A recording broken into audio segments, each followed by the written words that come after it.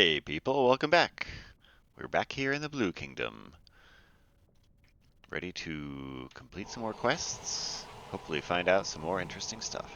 Our first stop is to the Forge of Souls, where we've completed the big like curators quest line to find the 6 sigils. No, it wasn't the curator, it was that that little bureaucrat trapped in the little office that absolutely didn't matter. So the Lyceum, right? Port report, obviously. Visit the Clerk of Sevens. Here's where we go. The room's lined with shelves. Yeah, we've talked about here. Deliver the correspondences that the clerk requested. The sigils are prone to combustion. It would be far safer were they away from your engine. True. The clerk is silent for a long moment after you hand her the sigils. Then, thank you, sincerely. I wasn't certain you, anyone, could do it. She hauls several heavy clay tablets from beneath her desk and begins carving correspondence sigils into them with a knife. As she works, she gives you a partial explanation. The set of tablets bear the terms of her service. Each sigil you brought her has its place, expanding the scope of a phrase here or introducing contradictions there. This will grant me a period of freedom. If I return occasionally, the king might not even notice I'm gone. It will only last for a time, but... She grins fiercely. I intend to make the most of it. Oh, very nice. Where do you intend to go?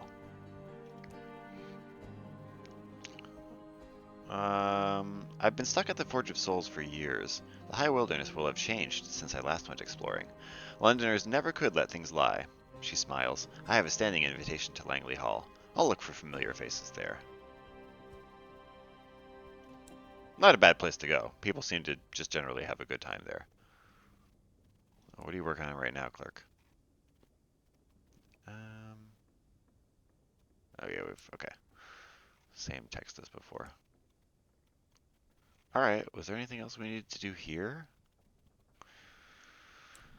I forget.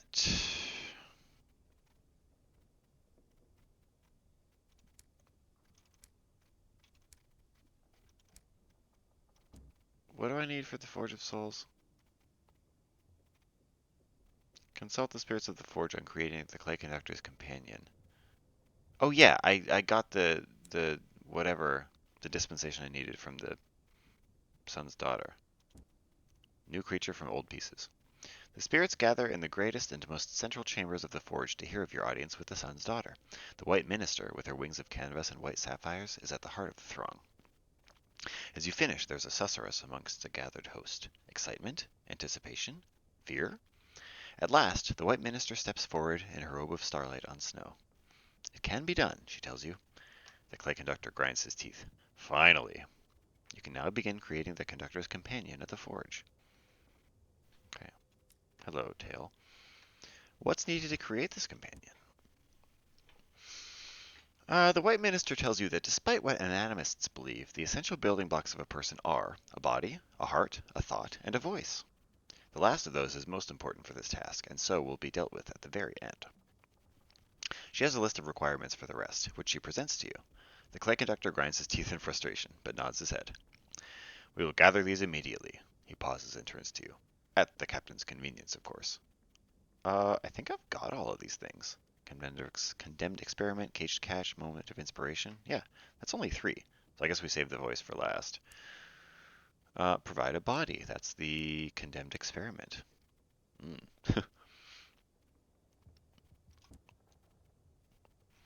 The white minister bends low, sheathing the silver blades in her forearms. What? Oh, okay. She takes the condemned experiment from you. It rests in her arms like a child in a cradle. She promises she will give it a purpose it was denied. The conductor nods in satisfaction. One step closer. Soon the air will resound with our voices. Provide a heart. The white minister lifts the cage delicately. We use a cage catch for this. Holding the beast within to see into her eye. With one hand she unlocks the cage. With the other she breaks the beast's neck in a single clean snap. She carries its corpse away in stately procession. Okay. The clay conductor watches impassively. Soon my companion will have their voice. Well, I guess he wanted that heart to be fresh, right? Provide a mind. A singer without inspiration might become competent, but never exceptional. The white minister requires a thought to fill the companion with fire. The white minister leads you into one of the slimmest of the towers, and bids you sit over a small furnace for 3 days and 3 nights. The air is soon damp with steam and sweat, which the white minister gathers in a small iron pot. At last you're free to go. The clay conductor hurries to examine you, and is not satisfied until he's certain you have not been diminished. Oh. And now provide a voice. The white minister tells you that the vessel is ready. It's time for the last component of the companion. This choice is irreversible. Okay. The white minister leads you deeper into the forge. The clay conductor barrels ahead of you, almost running into the minister, until a sense of self-preservation stops him short.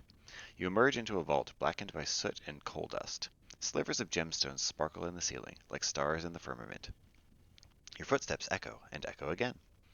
In the middle of the vault is a slab of crystal. Upon the slab is a body, the companion. You must give a voice to the companion. The body on the slab is identical to the clay conductor, except in 3 details. Firstly, it's made of copper, for its resonance, the white minister tells you. Secondly, it looks less abraded than the clay conductor, with long copper eyelashes and smooth metal skin. Thirdly, it is smiling. The clay conductor gazes down upon the form, as though entranced. The white minister claps her wings together. As its progenitors, the voice must be one of yours. Oh shit. Do I allow him to give up his voice, or do I offer my voice? I don't like either of these options. This will hurt. I don't want to be frickin' mute for the rest of the time, but at the same time, he wanted somebody to sing with. Doesn't really make sense to lose his voice then. Bit of a problem there. Alright, well, we're gonna be a good captain and offer our voice. A sudden change of heart. The clay conductor looks up, once, from the body of his new companion. Thank you. His expression is wistful, almost lost. The white minister fetches her silver spindle and advances upon you. She's about to hook the thread about your tongue, when the clay conductor cries out, No! Damn you, Captain, stop! The white minister lowers her spindle and steps back. This was a mistake. His gaze falls a final time upon his companion. Cover that up, please. He's intervened to spare my voice. Let's speak to him. The clay conductor turns to face you, but his eyes are unseeing. His voice cracks. We can talk on your engine. I'll be along shortly. He looks back at the body on the slab, now shrouded in blue cloth. Go, before I say something I'll regret, besides what I've already said today. The white minister bows briefly as you pass by. Poor clay conductor. He refused to allow you to give up your voice. Why? He is, as ever, in his bunk. His suitcase is folded neatly by the bed, and his things have been taken out and placed around the cabin. He sighs as you enter. I'm sorry for wasting your time, Captain. I couldn't. He stares at his hands as though he might find his answers there. I did not think it was right for you to sacrifice it. He shakes his head. If you don't mind, I have my duties. He leaves the room to begin his rounds of the crew. He continues on your engine, for now. I don't like the sound of that. That sounds like he's going to leave real soon. And I needs him.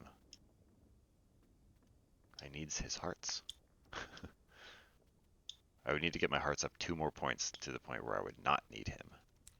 Not that that's influencing my judgment, of course, you understand.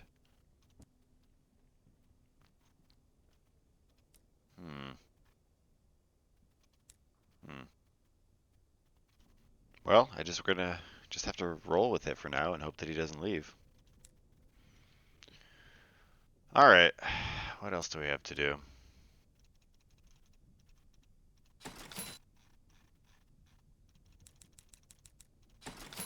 Well,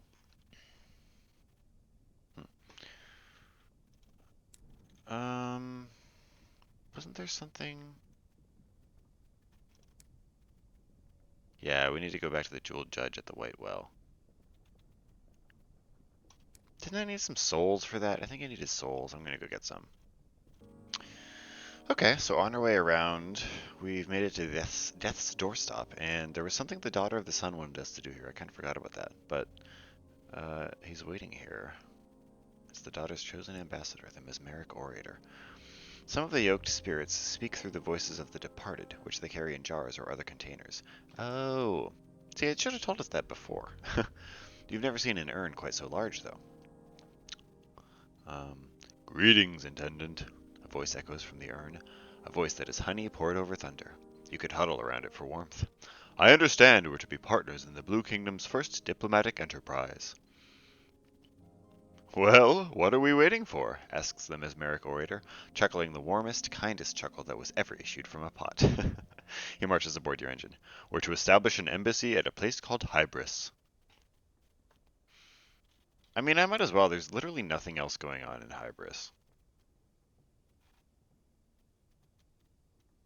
Okay, sounds good. From here. Oh, there's a logo over there who wants to fuck me up. Maybe. You wanna fuck me up, logo? Sounds like you do. Yeah, the red ones don't like me.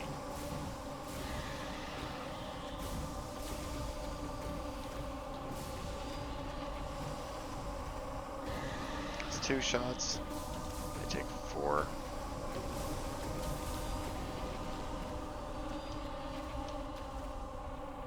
Three. And 4. There we go. Too easy, folks. Too easy.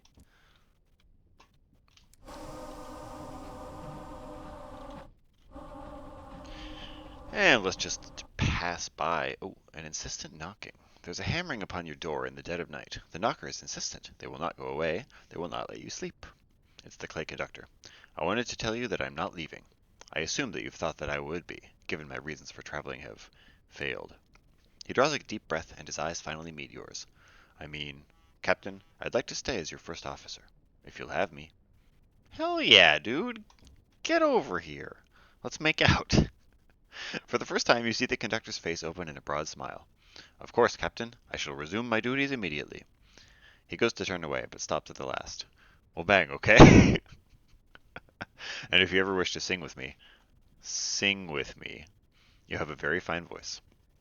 Over the next weeks, morale improves. As first officer, the clay conductor's mood is infectious. It spreads throughout the crew. They're happier and more productive. Occasionally, when you pass the clay conductor, you find yourself humming a snatch of a song of the clay choirs. Sometimes, when working alongside each other, you find yourselves humming in harmony.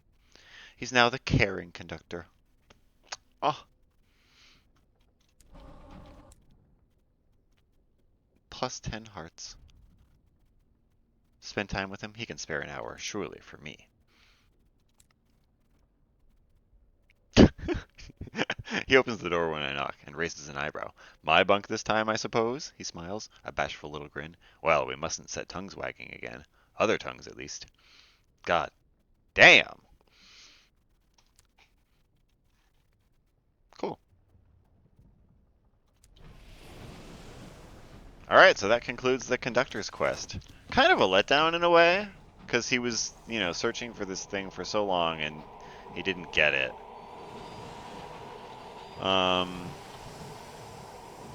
but he seems to have come to terms with it. Let's do our daily thing at the Horologian. Oh, I was gonna say, is it coincidence that we haven't come here at the time when our shift is up? Yes, it was a coincidence because now our shift is up. Um, Clean the machinery of Horologian. I'm yoked. I have no choice. Okay. A flock of other masked spirits walk in front of you and march beside you as you're led down a golden stair that cleaves to the underside of the dial. You're handed an amphora filled with wine and souls and directed to churn through the great wheels that power the dial. Souls pass through your hands, a torrid river that sluices through the mechanism of the great sundial. Your task is the cleaning of a single cog. By the time you're done, your souls are lost or wrung out. What? Not every spirit bound to their task emerges from the underside. Some are stuck in the wheels and left, others ground up. dust to be cleansed in future. Others yet are taken away. There's no shortage of tasks for the yoked. What? It says I lost a crew member, but then my crew has not increased. Did I, like, lose one and then gain one? Or something? Huh? Huh? Interesting. Hello. Whoops. Don't run into me, bro. Oh my god. Fucking rude. Alright, next we're going to, what's it called? The Stone-Faced Court. Near the White Well. Alright, we're here. Now, do we have everything we need to bust that lady out of, you know, the afterlife?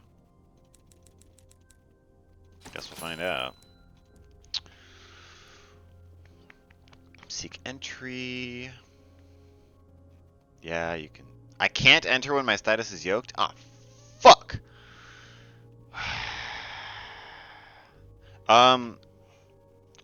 Do I have to be yoked anymore? That was to get into the Forge of Souls. So I think, that's annoying. I think what I want to do now is go down to here, the House of Days. I believe that's where you change the status. Or one of the places you can change it. Alright, so let's head down here. Let's see if we run into any ghoulies along the way. Hello, Mr. Yellow Man. Yellow ethereal being. Thing.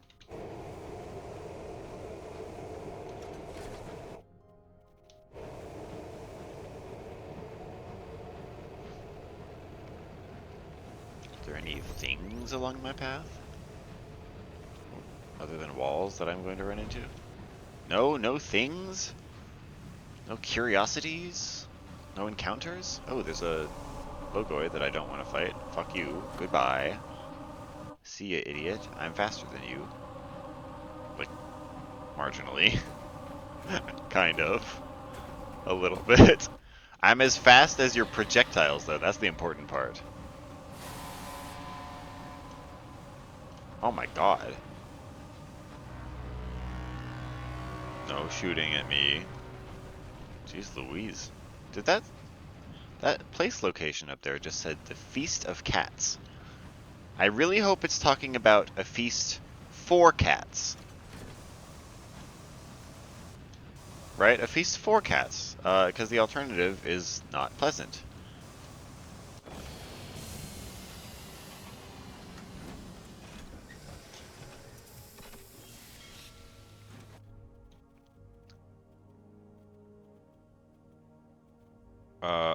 Okay. Is there anything I can do here?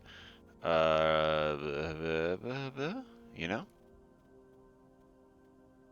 Ooh. Caged catches. I forget how much they usually... I think they usually cost 200 each, so this is like a bit of a bargain? Yeah, I've got space for them. Might as well. Alright, anyway. The porch of the House of Days? Should I attempt the doorway? Can I come in?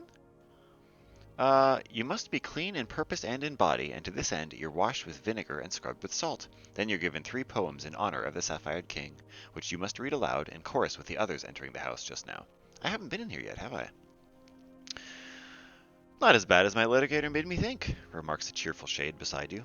But that is before the ceremony of inhalation. You're tested with the odor of the rotting dead, and you only just escape being most improperly ill. After all this, the attendants direct you toward the Court of Apes. This is where you belong. A man in military trousers reads the newspaper. A masked gorilla holds a sheaf of documents written on banana leaf. On the wall is a sign that says, "Everything in its place." When you read it a second time, it says, "The queue forms to the right." This is where you belong. Why does it keep saying that? Let's lurk near the Court of Apes and observe its protocols. This court attends to apes and monkeys, to humans, and to certain orders that appear similar to humans. It issues testaments of the feather when the attendants think another court should listen to someone's rightful claim, and they say that lightless souls can be cured here, though at a significant price. As you watched, a yoked shade carries in a basket of figs. Um, okay. Whoa. Testaments of the Feather are hard to get, man. I need to give up a cryptic benefactor? Damn. A rental dispute. Begin renegotiating the embassy's lease, I suppose.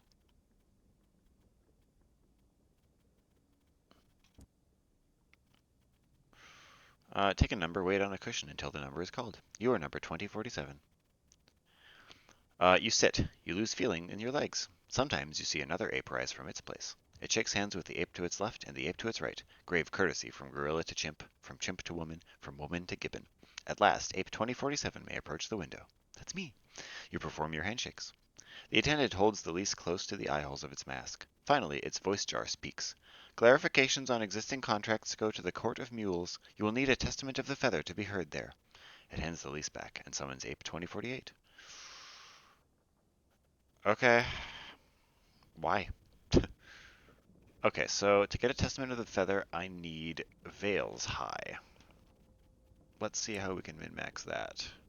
Hearts, iron, mirrors, veils, mirrors, iron, hearts, mirrors. I don't have that many dudes who give me veils, I'm just realizing. And they can't go any higher.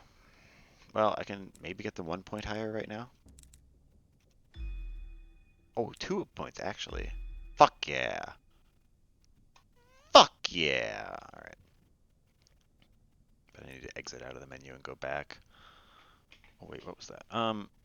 Okay, return within. Achieve a testament of the feather. 74% chance of success. Alright, everyone cross your fingers, cross your fingers. Yeah! Should I get more than one?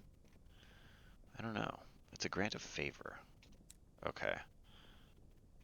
Alright. What else we got? Oh, I can go straight to the Court of Apes now. Okay. What else we got? What is this antechamber of the Panzacritus? Listen to rumors about the Panzacritus. Panzacritus? The Panzacritus is a logo, a word that was spoken by the westernmost king and has echoed ever since. Depending on your translator, the Panzacritus's meaning may be rendered as any of these phrases: eternal dominion, everything in its place, no drop-in meetings permitted. The sigil is painted in nectar on the ceiling of the Court of Hummingbirds for the better understanding of the winged spirits. In the Court of Whales, it's expressed in bass song. In the Court of Bloodhounds, it's translated almost accurately as a scent of vetiver and sandalwood. Never heard of vetiver before. What is that?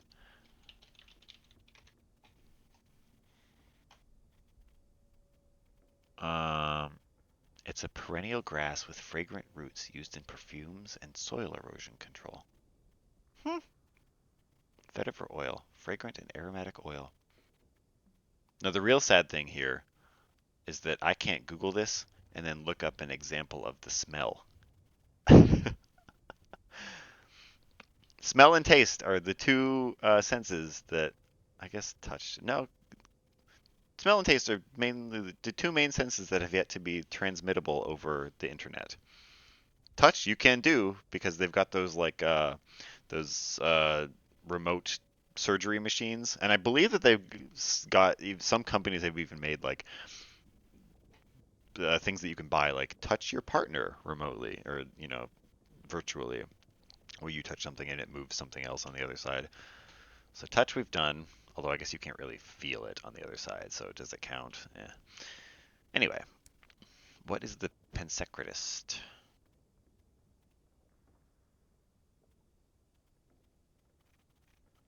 I don't know. I could go in, but I'd have to give up my Testament of the Feather. Maybe later. Let's do... Wow, there are a lot of courts here. Let's check out the Court of Oaks. The vaulted ceiling is distant as a cloud forest canopy. The spirits, too, are mostly vegetative, an unyielding bronze wood, a Welsh yew, some species with scales for bark. The officials and attendants of the court are masked yoked shades in muddy overalls. Even this court honors the Pansecratus, highest official of the House of Days. Its name is worked into the soil, expressed in the exact proportions of sand and clay and loam. What's going on here? It's the Court of Oaks serves creatures with very long lives, those with a great deal of patience, and those bringing suit because a contract or term of service overran its natural bounds. Souls with a flickering flaw can be remedied, though at a significant cost. Those with a yoked status can be returned to ephemera status on recognition that they've been too long in service. Oh. So I could claim the status of ephemera here, which I might want. I want either ephemera or anti-deceased, right? What about the Court of Mayflies? The court is a little bigger than a dressing room. Yeah, that makes sense. The spirits that come here pass through quickly, and many of them belong to small creatures. But they're brightly dressed and fast moving, giving the impression of a midge's wedding. Let's see what's going on here.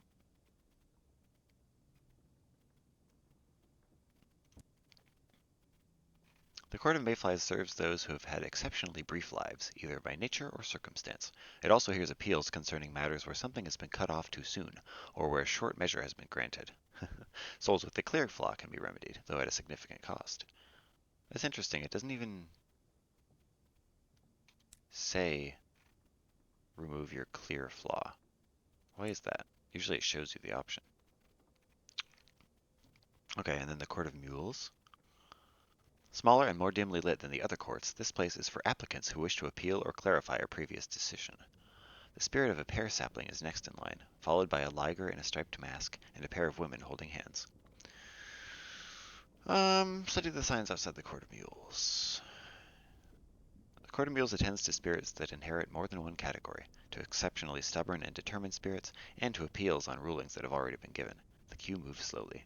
Oh, I get it. So if you're too stubborn to accept a given ruling, you appeal it at the Court of Mules. All right. I could remove curdled here. I could subcontract my litigator to another applicant. What? Huh. Okay. Let's contest the interpretation of the embassy lease. You must surrender your testament of the feather in order to be given a place in line. Then you must wash your body with a sponge dipped in vinegar water. After this, the masked attendant kneels beside you on a square of bleached linen. She takes careful and copious notes. She does say, with a sigh, that you can never tell with contracts drawn up by devils. Finally, she asks, should the ambassador of Albion hold the toll tower, though it belonged to the devils for millennia? Though she has already stretched her time with imported hours? Though she has no respect for bounds? Yes, she's made great progress, or when it's put that way, no. Yeah, she just needs a little more time. This choice will commit you to act against the devils and for the ambassador. For Albion! Ba-bum, ba-bum, bum, bum. Wait, no, that's French. Bum, bum, bum, bum. There you go. Very well, says the attendant. The Mayflies control precedent that pertains to unfairly short contracts, rents, and leases of life. Ask them to rule. Son of a bitch. Aggravate. Court of Mayflies. I swear to God, if they take me to the Court of Oaks afterwards. Alright. Rental dispute. Seek a ruling on the shortness of days. 100% chance of success. Hells yeah. Hells yeah. 3 days for a contract of lease? Not reasonable. Precedent states this cannot be correct. Therefore, the lease must have another meaning. The official of the court embellishes your copy of the lease with roughly 50 small red stamps, then shouts for you to make way for the next applicant. Take your paperwork to the Pansecratus to have it converted from word into action. Alrighty.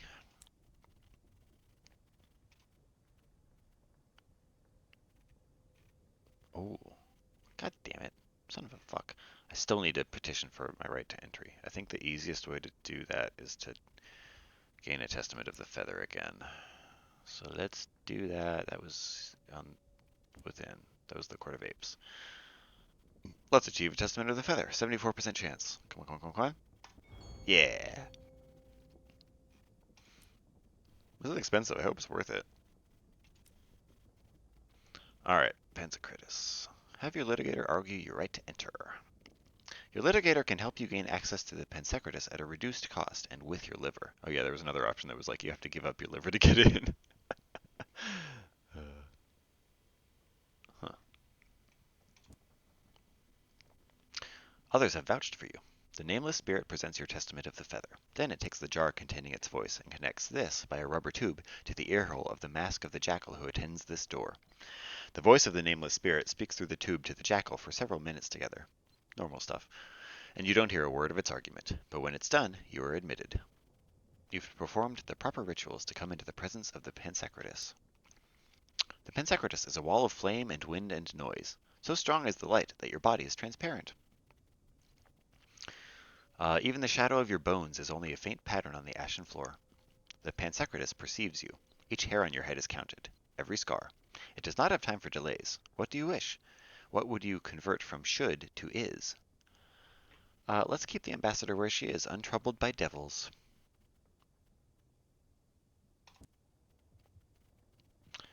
Your skin burns, your hair prickles, you are frisked by a hurricane. There are no questions. You might have thought that there would be some final consultation, that you would have to defend your case to this final arbiter, but the Pansacratus has no interest in your words. It marks your paperwork with its own name, which is to say, with itself. Right, because it is a word. It's a living word. Then it is finished noticing you. You're left holding something that looks like a lease document, but that weighs on your hand like a shield. You must deliver it to the ambassador, and it will put the devils in their place. Nice dude. So I can't become an anti-deceased here. Is that what you're telling me?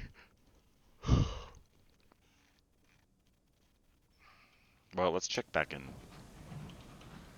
Sky Barnet. Maybe we can do it there. I could become an ephemera. Oh, hey, Sky Crocodile. Eater of the Dead. Whatever you want to call yourself. Oh, I missed. So did you, idiot. Stupid idiot crocodile. Ha! Got him. Let's search its maw. Oh, of course, there were some souls in there. Normal. Expected. Not weird at all.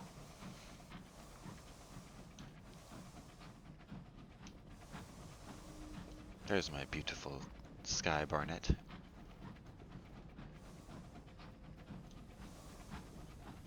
Barnet? Barnet? I think it's Barnet. But anyway.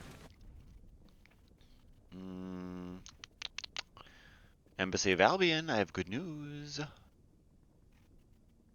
And I have port reports. A port report. Okay, Ambassador. Guess what? Deliver a renegotiated lease. It's stamped, sealed, signed, and readied. Signed, sealed, and delivered, you might even say. The ambassador reads the document. Then she reads it again. Then she spreads it on the table and counts the stamps and seals affixed to it, until she reaches the sigil of the Pansacratus on the last page, which makes it indisputable and irrefutable. Then she sits back in her chair, eyes closed, for a count of 10 breaths.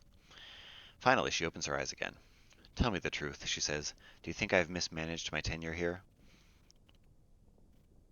Wow. Has she done her best? Is she out of her depth? Or does the Blue Kingdom have no need for Albion? No, I'm never saying that. I don't know. I don't know enough of what you've been doing here. Have I mismanaged my tenure here? You know what? You did your best. It's not your fault that the Blue Kingdom doesn't readily welcome Albion. I have, she says. I've done everything that effort and determination can do. She calls in the secretary and weighs you down with every gift the embassy can currently offer. Is that a royal dispensation? Shit.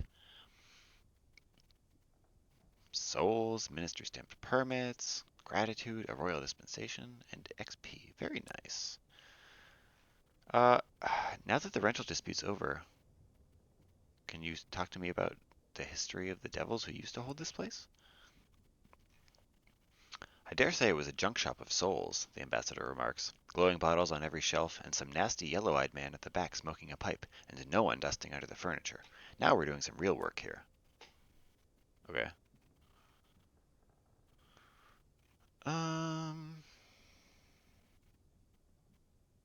Yeah, let's trade gratitude for a moment of inspiration.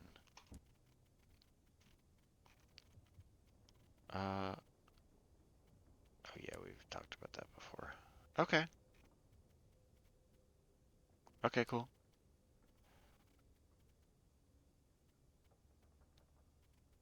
So, oh, okay. So the Devil's Embassy is just gone now. Interesting. Very interesting. Okay.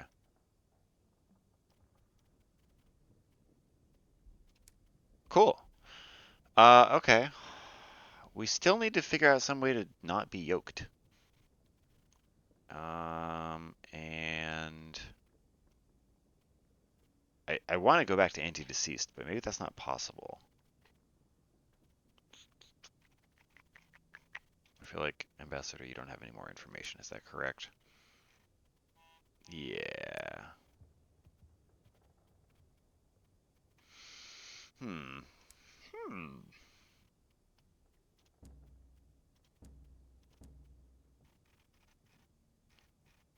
Oh, now that I have more stats.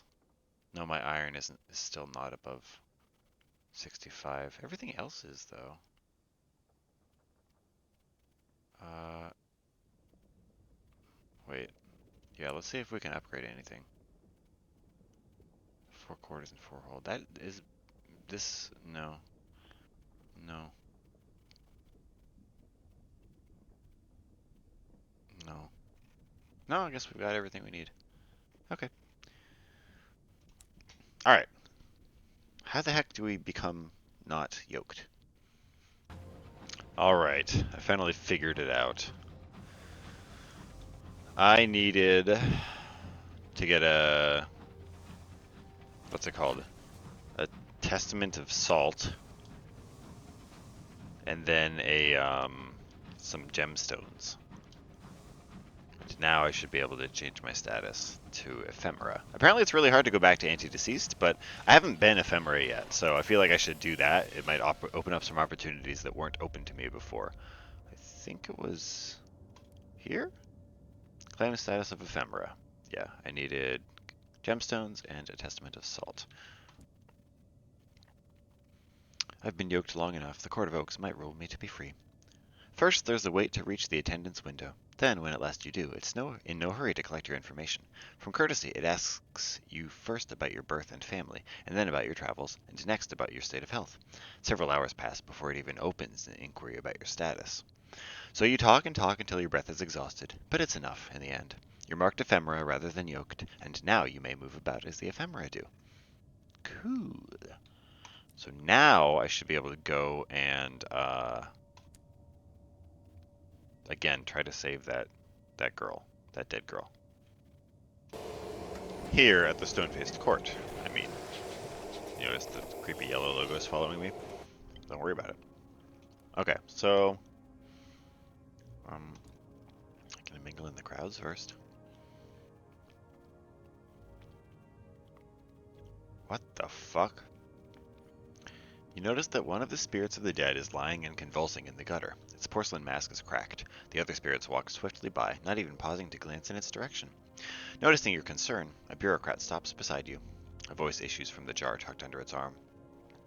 It has a disease of the soul, explains the jar hollowly, far rarer than any disease of mind or body, and more difficult to treat.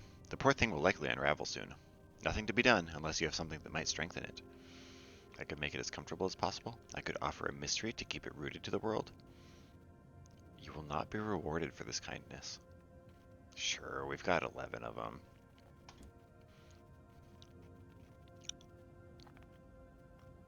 As your words sink in, the spirit's unraveling form coalesces. Its writhing ceases. It lies inert in the gutter, contemplating what you've said. It'll survive a little longer now, says the voice from the bureaucrat's jar. The bureaucrat lifts the diseased spirit, and props it up against a wall. Maybe even long enough to pass through the door with a bit of luck. Well done. Well, that game fucking lied. It did reward me. Look, I got XP and I got +1 mirrors. That's a really good reward. See, folks, altruism is its own reward, except when it also has tangible benefits. um, Interlocutor, get me out of this line. I'm too good for these people.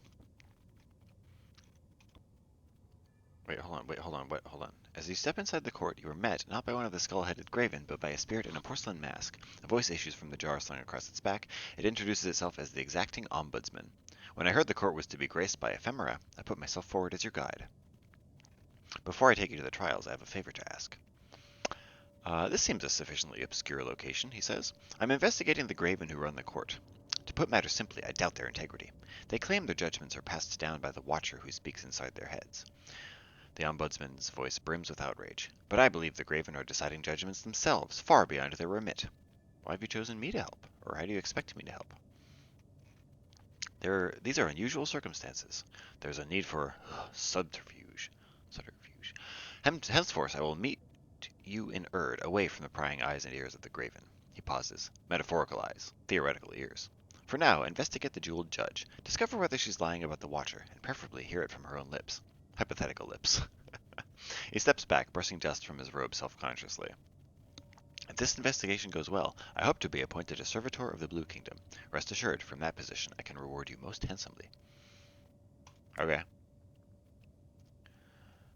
Port report. Judge.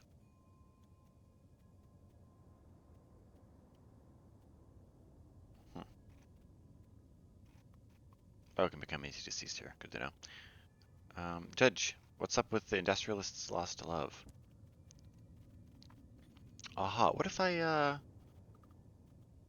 Oh, an indulgence, no. What if I offer a tithe of a cask of gemstones? To, you know, wet your beak a little bit. She examines each gemstone expertly. This changes everything, she says. I'll close the courtroom and get to work. Return at the end of the day. When you return, she's sitting before a book that's easily 4 times as tall as she is. The pages are cast from brittle clay, and a servile graven stands atop a precarious stepladder, turning them periodically. She holds up a hand as he finally reaches the correct page. The spirit you seek has been judged as dead, says the judge. As if every other spirit weren't being judged as dead as well. I love that they keep meticulous records when that's the one outcome. She has moved on to death's door. If you're lucky, you can reach her before she passes on. Okay, that doesn't sound, that doesn't sound hard at all. Let's look at the trials. There's a failed dead. Oh, the Watcher has declared you failed dead. Your sentence is to be thrown into the White Well. Oh no. You will not die, of course, but nor will you return. Let's intercede on his behalf.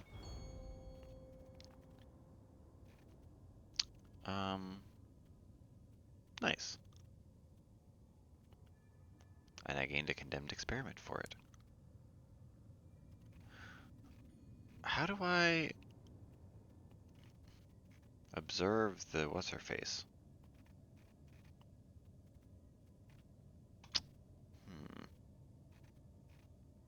Meet the Ombudsman? Approach his table? Yeah, I know. You want me to acquire it? Oh, wait, hold on. I interrogated the jewel judge for hours, and all I got out of her was a selection of inoffensive anecdotes. The Ombudsman shakes his head solemnly. She's a tough nut to crack, that's for sure. But I have a plan. Every few months, the Graven go to a grand ball called the Coria Macabeorum. It's a rare for outsiders to attend, and they know about my investigation, so there's no way I'll be invited. But if there's anywhere the judge will let her guard down and speak freely, it's there. Report back as soon as you've discovered a clue. How can I obtain an invitation? He has an idea. I happen to know that the Carius official has received an invitation to the Macabeorum, but he doesn't plan to attend. I expect he'll be happy to give it to you. Oh, for fuck's sake. In order to get to meet you, your status must be invisible or anti-deceased. Oh my god. So I suppose that's impossible, he sighs, in which case you'll need to flatter the judge with a gift of gemstones and hope she sees fit to invite you. Okay, I would rather do that. I'm not fucking with my status right after I changed it. Okay, so talk to the judge and offer her gemstones? That's easy enough, dude. That is easy enough. Okay, we're back once again with more gemstones.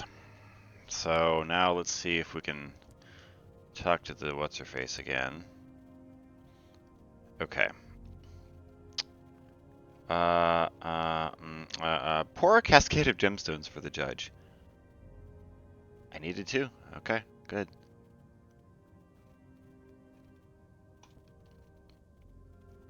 You manage to catch the jeweled judge during one of her rare breaks. She raises a hand to shoo you away, but her mouth falls open when you start pouring gemstones at her feet. Well, you certainly have my attention, she says primly. When you explain your desire, she takes a step back and sizes you up. I suppose having someone with a face in attendance will be a novelty, and you have an admirably direct approach. She retrieves an amethyst-studded envelope from her magisterial robes and hands it to you with a nod. I have an invitation. Cool.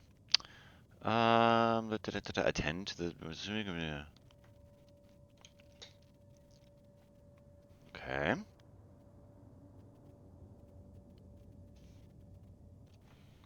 Alright, let's do it. Let's attend this, Korea Macabeorum. Every few months, at a grand ballroom within the deepest bowels of the court, the skull-headed graven gather for a dance.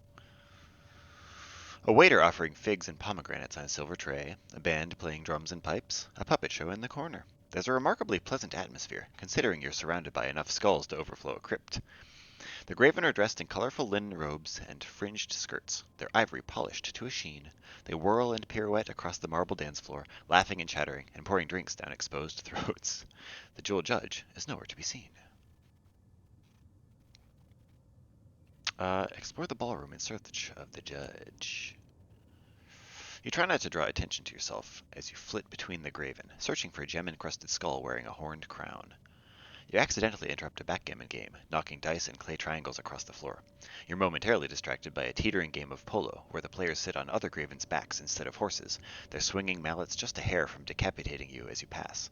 You apologize as you stumble upon two entwined lovers in the domed gardens outside, furiously clacking their teeth together.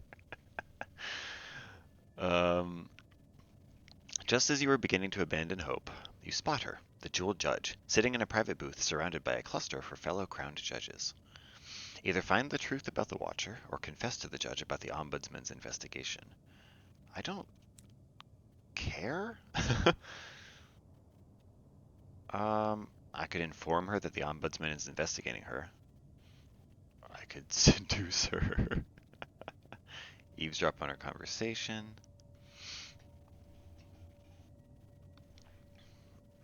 Let's eavesdrop on the conversation. You hover outside the booth. When a guest shoots you a puzzled glance, you pretend to be very interested in a nearby fresco. It doesn't take long before the judge's conversation moves on to the Ombudsman. By the sound of it, he's a tried and tested source of complaint. He's got one thing right, slurs the jeweled judge. It's difficult to determine how she manages to slur without lips. The Watcher died before any of us were born. The other judges gasp, but she quells them with a stern look. Don't be so timid. We all understood his questioning. There's nothing to worry about. You slip away. You have what you need. So who's the Watcher? Some functionary, right? Probably similar to the messengers in status. Okay. Let's see. Let's return to the city outside. Meet the Ombudsman. He asks you to meet him.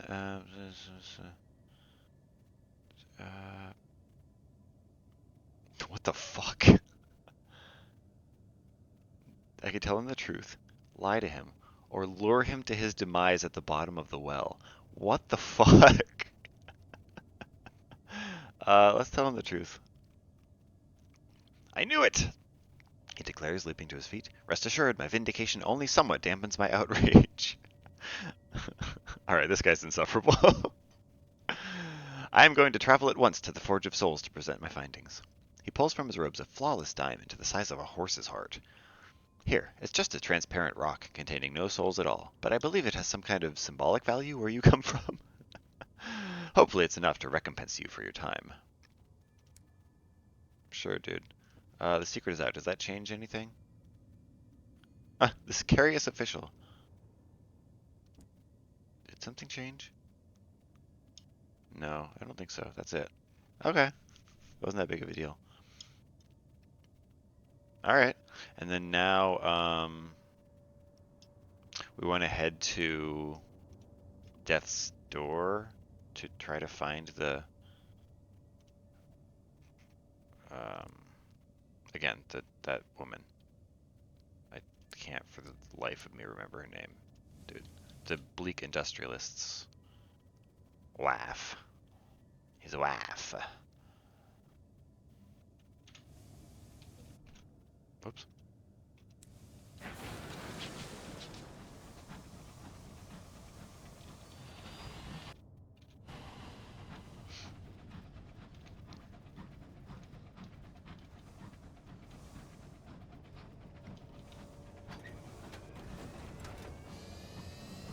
see if we run into any goons along the way. You may have noticed that my hull's a bit damaged. Because I did run into some goons on the way to the well. Hopefully that will be the extent of the goonage for tonight.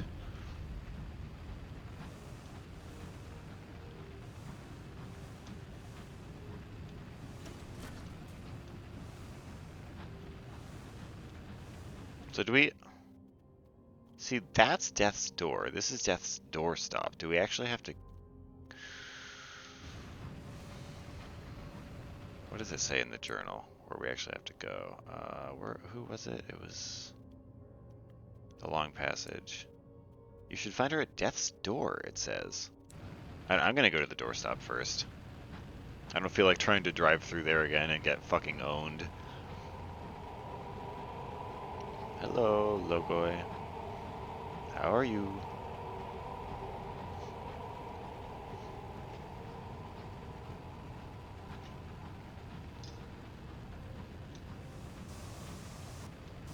Should we stop by the Horologian?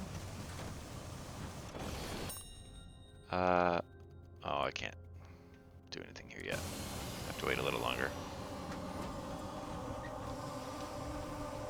Whoops. You saw nothing. Why are you so fast? Why are you moving so quickly, dude? One shot? What are you aiming at, guy?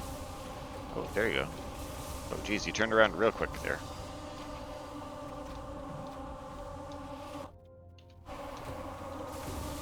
Ow. Did I hit it? I don't think I did. No, I definitely did not. Oh, bro. Stop juking me. Nasty, nasty person. Or disembodied concept. That's 2 hits. Yeah, get stuck on the wall there, please. 3 hits. Can't be too close to it when it blows up. Or when I blow it up, rather. There we go.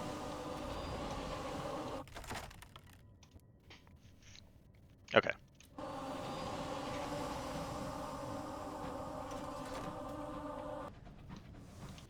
Where is it? It's up here.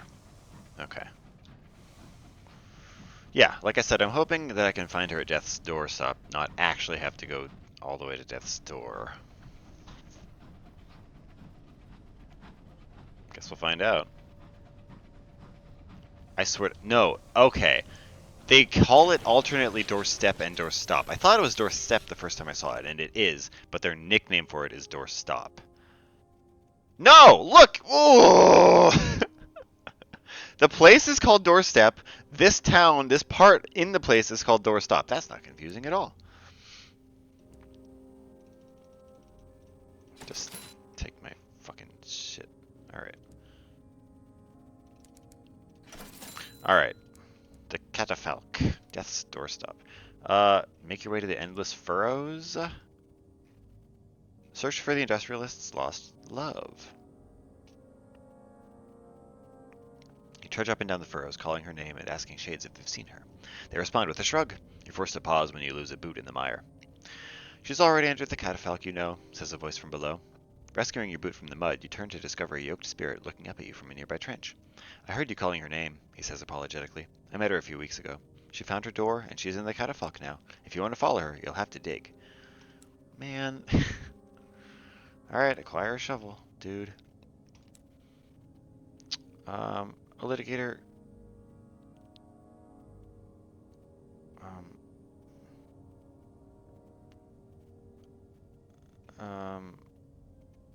Oh.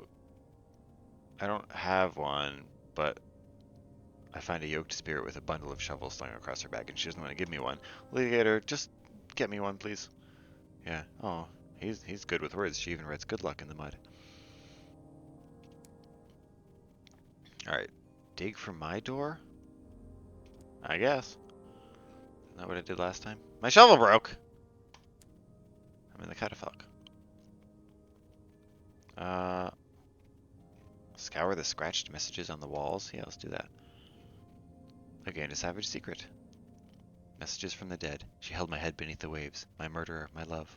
God, I'm so sorry for all of my sins with all my heart. If you read this, I'm sorry. Where are you? Where are you? Where are you? Eaten by. Not fair. I was hungry too. Is this all there is? Alright, let's search for the industrialist's lost love. Please tell me she's not farther. You call her name and interrogate passing spirits to no avail. She must be even deeper in the catafalque. God damn it. Classic industrialists, you know? Sending sending the working class to do their dirty work. I'll need to pass a test in order to progress. Oh man. Here the tunnel opens up into a great hall. The gangling sequestrator sits on her raised throne, surrounded by hanging lanterns and censers. As the spirits pass beneath her at a steady shuffle, she extends one telescopic arm and settles a veiny hand across their porcelain mask. With a moment's wrenching effort, she yanks it away, leaving the spirit faceless. It turns and heads deeper into the catafalque. Um,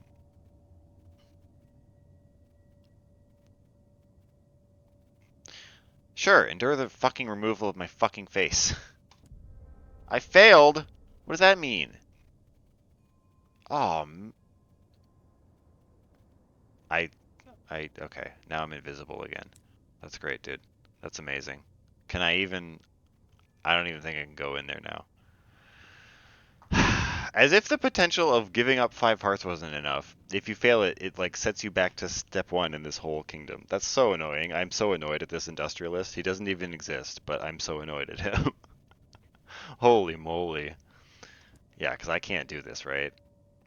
Only the dead may dig. Not the invisible, not the deceased, only dead or ephemera. I need to become ephemera again. Alright, dude. Cool. Alright, well, that's where we'll start next time. Very annoying. I just wanted to give you my face. You going to accept my face?